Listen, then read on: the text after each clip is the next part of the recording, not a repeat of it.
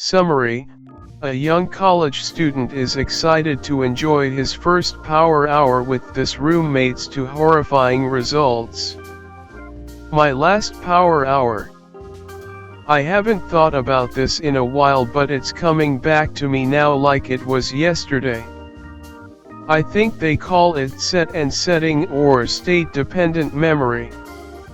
I don't remember exactly. I guess I don't have to anymore. It was 2 years ago and I was a sophomore in undergrad at a state university in the Midwest.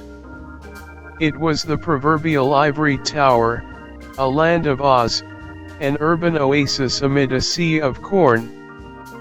It was a Friday night, some early in fall semester, either late August or early September. I remember my flooded sinuses and raw eyes vividly as a sign we were downwind of harvesting. I knew why I wasn't taking my allergy medicine tonight. I sat maniacally mashing my Xbox controller beside my Halo brother in arms and roommate Kevin, while our second roommate Pete illegally bought tonight's booze from whoever he said he knew could get us some. I wasn't much of a drinker. In fact, I only had a couple of beers in my entire life up to that point, and all since starting undergrad. I was kind of straight-edge kid in high school, and I justified drinking now as a breaking point, a landmark of sorts between my cringe high school years and my new maturing college years. I supported in this endeavor by my high school friend Kevin. Pete, on the other hand, was a rando from the dorm Kevin and I lived in during freshman year, and through the close quarters and mutual interest in Halo and poker, we decided it would be cheaper to split a 4-bedroom apartment 3 ways rather than 2.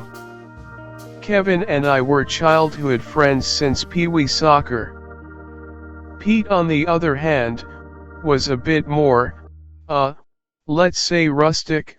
Oh hell, a bit more redneck, but seemed to take well to the college life, or a form of it. He had kind of become our immoral compass. Kevin and I were in the midst of losing a round of team deathmatch online when Pete came bursting through our door hauling a case of beer and a large brown paper bag of clinking bottles and the telltale squeak of foil snack bags. He was a woodland camouflage blur as he stormed purposefully between Kevin and my line of sight to the video game. Power hour, bitches. Kevin, with his red sideburns jutting around his Chicago Bears baseball hat, reacted to Pete's overt rudeness by rolling his eyes. I shot back the opposite, a bright smile, a burst of boy on Christmas morning enthusiasm and wonder at the prospect of getting really messed up doing a power hour. With that, I flew to the kitchen table where Pete stood unpacking goodies. "Hey, Kevin," Pete shouted, "go get your CD player and speakers." I watched Kevin dutifully obey, duck into his room before hauling out a portable CD player, 2 brick-sized speakers tangling in a mess of their own wiring. Pete patiently unpacked a 30 case of cores marked with camouflage and blaze orange. "Jay, count them out, 7 apiece." "I'll get the shot glasses from my room." I blew my nose and counted the chilled cans and placed them within reach across the table. Pete swung out of his bedroom with shot glasses but snapped his fingers and retreated back. "Hey man, you know, you don't have to do the whole thing," Kevin said, untangling the sound system and a DC adapter. "What do you mean? Of course I'm going to do it. I'm just saying you're kinda going from 0 to 60 pretty damn fast." "Oh, right, you're the expert all of the sudden on drinking." "Well, I drank in high school and you didn't." They called you Chuck EMS because of your barfing at Jessica Z's birthday party. Right, that's actually sort of my point. I don't do that anymore. I did that because I drank too much without wading into it. I'm sure this is going to be fine. Well, whatever man, I'm just saying don't let Pete bully you into continuing if you're not up for it. I'll support you in that. Pete thundered into the room singing something in choir pig Latin that I vaguely remember from Monty Python and Holy Grail when they carried out the holy hand grenade. Pressed between his fingertips was a CD jewel case containing a gold rewritable disc scribbled with black Sharpie Ultimate Power Hour. So, what exactly are the rules?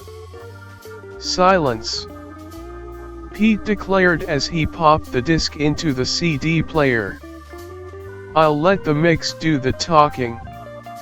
So there we were packed around a circular table in a dingy, dimly lit, poorly furnished campus apartment with barely painted blotchy drywall ready to kick off our weekend. The first track crackled to life with fake static and the muffled and occasionally squeaky voice echoing a 1950s educational film reel but with shades of Rod Sterling. Gentlemen in opposite alphabetical order indicate this quarter's beer master. He is responsible for refilling your beer once per track for the first 15 tracks. If there are fewer than 4 of you, simply rotate back to the first or alternate per quarter. Each track is timed for 1 minute and each player must consume their shot of beer within that 1 minute period. Each quarter consists of 15 drinks with a 1 minute pause at the end of the first and third quarters. There will be a 5-minute halftime and shot of liquor. Pete Rummage displayed an unopened bottle of black labeled whiskey. A shot at the end is also mandatory. Each person will be permitted 1 5-minute timeout per game. By the end of this roughly 69-minute game, assuming no timeouts, you gentlemen will be well on your way to a blissful gentlemanly state, perfect, charming that sweetheart on your wonderful night off. This track will end in 5, 4, 3, 2, 1. Immigrant Song by Led Zeppelin blasted through the speakers like a nuclear bomb as I enthusiastically dropped the first once and half of gold down my throat. I gagged a little as I was not accustomed to doing shots, much less shots of carbonation. I was left with this inoffensive sweet bready taste that slowly turned slightly more irritating and metallic. The only way to get rid of that taste was probably to drink more, and I wouldn't have to wait long. What's with this old stuff? Kevin objected to the first track as he cleared his mouth. It's got something for everyone, Pete declared as he splashed around. Something for everyone indeed, but I do not for the life of me remember all 60 tracks, and I'll probably get a few wrong as I relay the course of this experience to you. A minute elapsed and then the intro to Pulp Fiction had me slamming another pour of beer. Recounting all of this now seems kind of dumb. I guess I can skip the next 28 minutes and let you know I think Sweet Escape by Gwen Stefani wrapped halftime. None of us had used their timeouts. I was feeling it and was kind of besides myself in a swamp of gilded pleasure. I was jarred back to the table by the lack of music to get lost in. How you doing there, Jay? You gonna puke? Pete flicked my shoulder hard. I blinked and focused in. I realized Kevin was down the hall in the bathroom. We're halfway through, man. You're doing it? I'm doing it, I mouthed back as I noticed I was losing my ability to control my vocal features with precision. I tried to take my mind off of it by wishfully thinking about what we would be doing after this, where would we go and with whom. We should go down to that event down at the student union. Show the straight edge kids what they're missing and then maybe hit up Rocco's cellar. In the moment where my thoughts were heavy, I was instinctively reactive against the student union. Maybe just go to the Rocco's. Oh, because you know Sydney is going to be there and you don't want her to see you drunk off your ass. Kevin chimed in with a surly tone from the hallway. Yup, Kevin was right, that was the underlying reason. I had an undergrad crush on Sydney Cole, a beautiful sleek blonde woman apparently from Nebraska. Well, you know it's goddamn sensible to not, go to an undergrad thing like that piss-ass drunk off a power hour. I'm good to go to Rocco's though, I explained. The silent track started to pick up and the coy sickly sweet vibe of tub thumping filled the air. Peter pushed fresh shot glasses brimming with caramel-colored whiskey at us. There wasn't a lot of room in my gut, but I was okay with this, and as the song started to fade we took the shot, and as the liquor burn started to linger I was looking forward to another shot of smooth tasty beer as Down with the Sickness started to play. I don't remember the last song on the playlist. I remember Pete flicked my ear and then pointed down at my shot while smiling at me. Everything felt like I was wearing a soaking wet wool jacket and a plastic bag over my head. I took the shot without thinking and about half of the burning yet numbing liquid dribbled out of my mouth. Pete clapped his hands and announced he was leading us out to Rocco's. Kevin shrugged and then shook his head violently before nodding. I garbled something to effect I needed to go to the bathroom, then with all the grace of walking through a foot of water with inverted buckets strapped to my feet I waded down the dark hallway, occasionally bracing myself against the walls. I wasn't going to throw up. I knew that about myself. I wasn't going to throw up. At least I thought I knew myself. The alcohol was not playing nice with my allergies. I needed some cool water on my face. I shut my eyes hard and blew out my nose in effort to clear some snot and restore equilibrium. I turned on the faucet and I knocked Kevin's contact holder into the sink. I finally felt something pop back into place in my head and sinuses as a stream of snot left my nostrils into the sink. Ah crap! I let out a garbled yell as dunked both hands into the sink to fish out the contact case from the torrent of my snot. My hands dove in and it didn't feel like water nor like snot. It felt sort of rubbery, almost like gelatin. I opened my eyes and found my vision had been impaired and distorted, almost like after you rub your eyes really hard and see the dark blotches, but this was narrow tunnel with the blotches around the edges and skewed colors. I couldn't really make out much around the sink. I blinked a few times to try to clear my vision, but to no avail, and that's when I turned my head down and saw what was in the sink. I nearly leapt back in fright as I saw my eyes, and the flesh of my nose, and my lips floating on of the water in front of the faucet.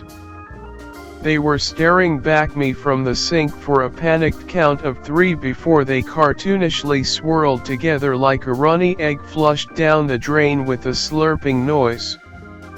I gripped the sink with both hands as I mustered the courage to look at myself in the mirror. It was impossible, I told myself. What I saw was impossible. In my limited vision I could make out skin-covered indentations over my eye sockets, a flat patch of flesh where my nose had been, and my lips were replaced with a small dark hole barely wide enough to fit a pencil.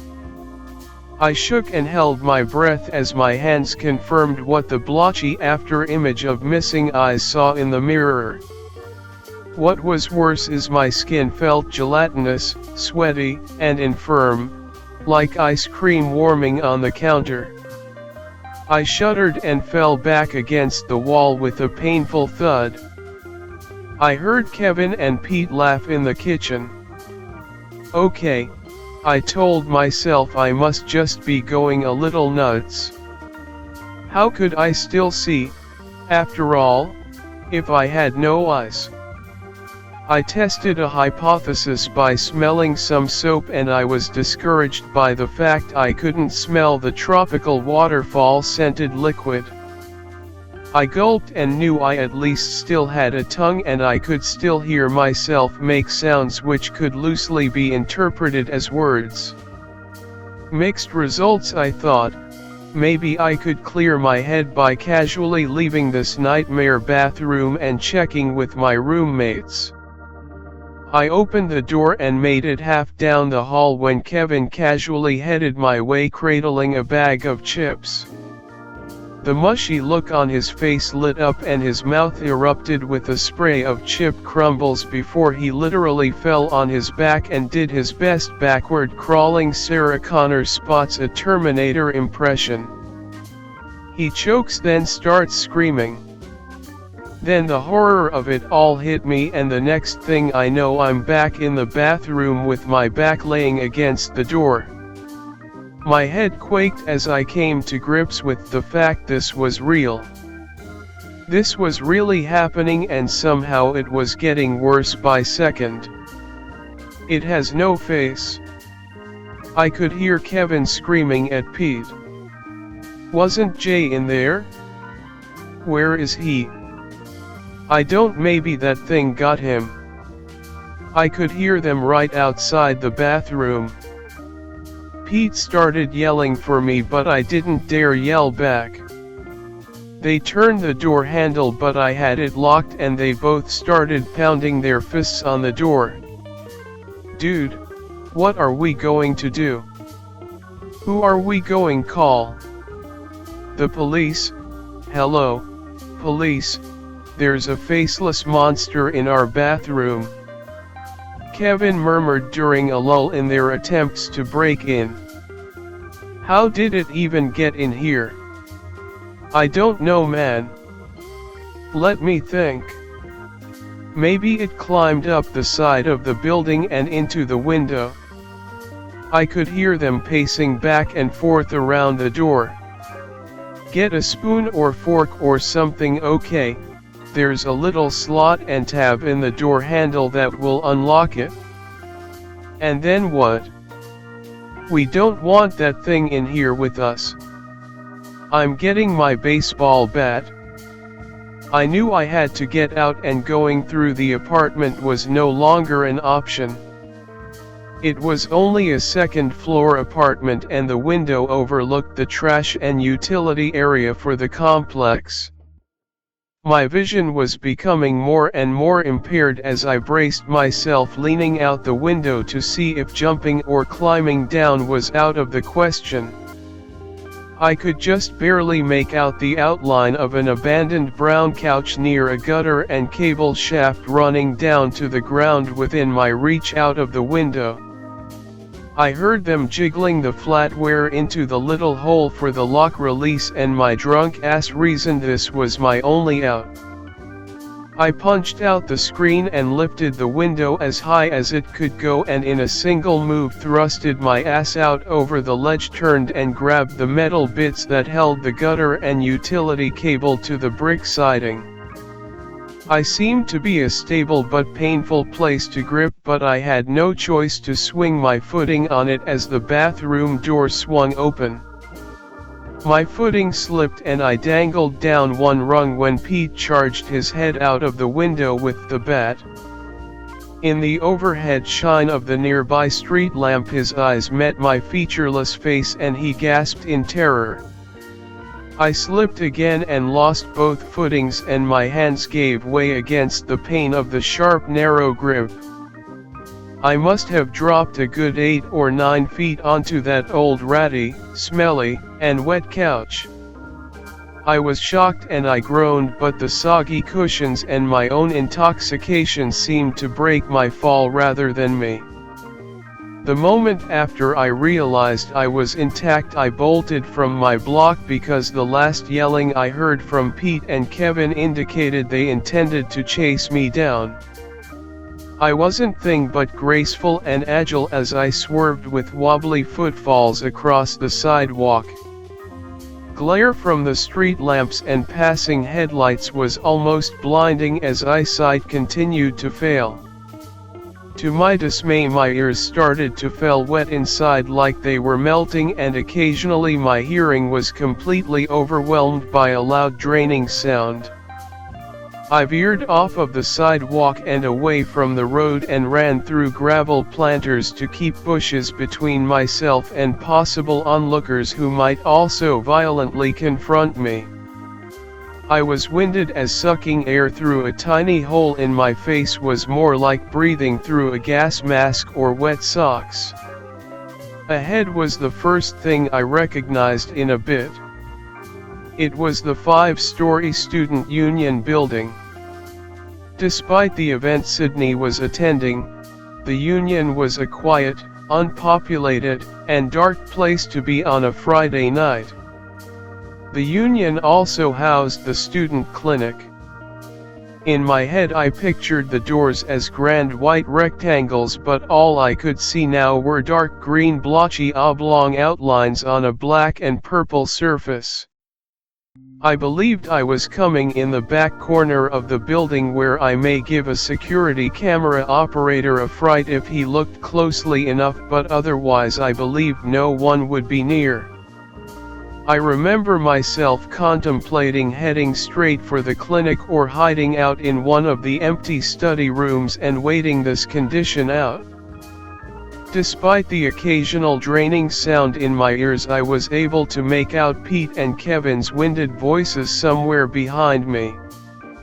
My plans went out the window as I ran scared through the wide halls of the union with my roommates still in pursuit.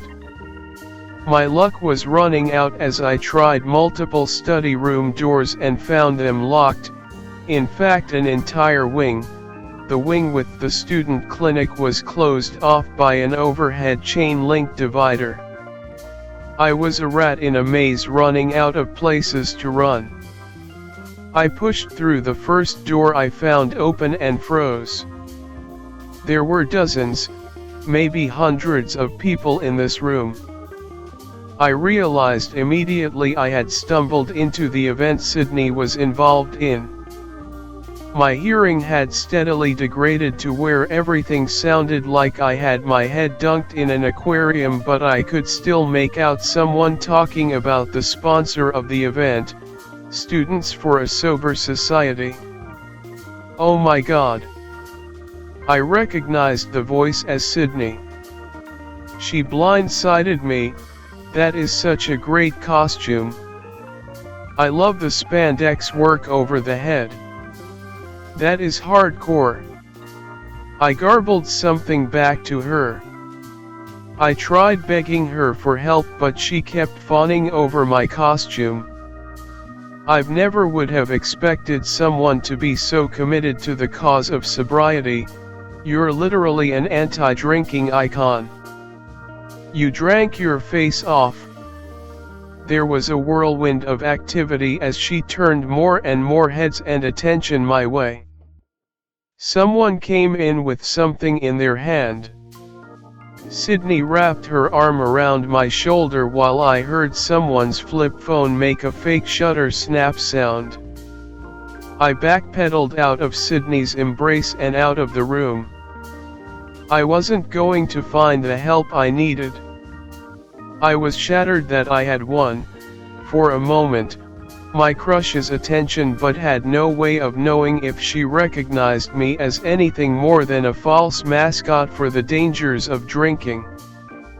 I plunged around to the other side of the Union when Pete and Kevin spotted me from the hall.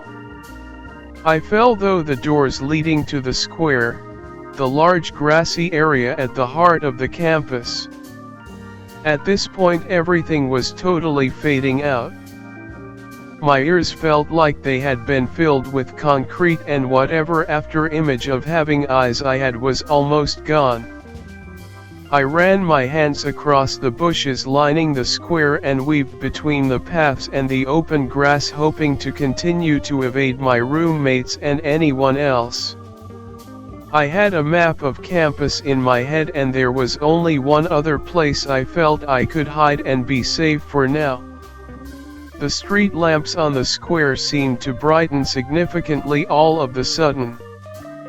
I wondered if campus security was now after me, or maybe after Pete, because the last time I saw his outline he was still wielding a baseball bat.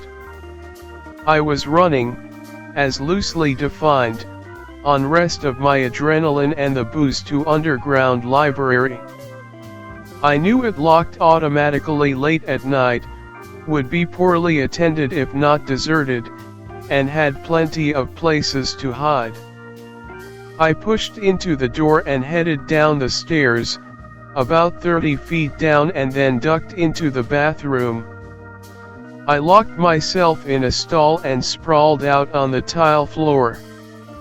I think I started to cry as the last bit of tactile sensation fled my body. If I had lips, I suppose I would have kissed my ass goodbye as last outlines of things blurred into the rest of the deep black. The next thing I knew I was being poked painfully in the back. I instinctively rolled over and felt an immediate wash of stiffness and pain wash over me. I gasped and groaned, but despite the pain I felt a rush of euphoria that I could feel, and I feel my mouth unzip and make noise again. "Another damn drunk kid," someone said over me. I could hear again. I willed my newly found eyelids open with the same force I'd rip open a bag of chips. I blinked a few times and an older grizzled face of the janitor came into full color and full focus. "My face!" I shouted as I curled myself up to bring my felt under me. My head felt heavy and pulsed and quaked with an unspeakable pain.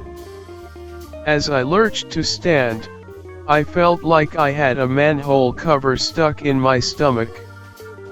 What happened to my face? "Why don't you check the mirror, kid?"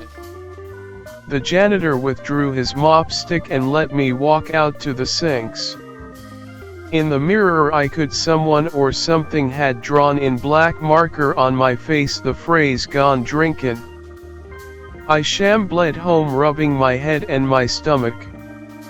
I bewildered by the hangover as I tried to retrace my steps. I walked through the door of my apartment and found Pete and Kevin passed out on the floor and couch respectively, with beers spilled on the floor and the bat beside Pete. When finally woke up they wondered where I had been, but I told them I left to go to Rocco's. They didn't seem to question it. When I asked them about the bat, they looked at each other and replied by saying they were just goofing around. We never spoke of that evening again. A few days passed and I wondered if I had dreamed this all up, or maybe I was just incredibly drunk and had imagined some of it. The only proof I had was a blurred phone camera image of my faceless costume printed in the weekly student newspaper in an article about the students for a sober society event. The whole response to my appearance only deepened my terror that something so strange and devastating could occur and no one bats an eye. We are instinctively driven to some banal explanation and go our own way in the face, pun intended, of true strangeness, of things truly unexplained, of things that make no sense. Needless to say, I did not drink again, and I tried my hardest to put that night out of my head. The only reason I'm typing all this up and putting this out there is that tonight is my graduation night, and it was the closest I've come to drinking since that night. Pete, Kevin, and Sydney are at this frat house celebrating our final night on campus, and I've taken shelter in their small makeshift computer lab. Before I ended up here, I wandered in a daze with a full solo cup in hand through the entire yard, the pool area, and the house as Frank Sinatra by Cake blared over me. There are dozens of people without faces here.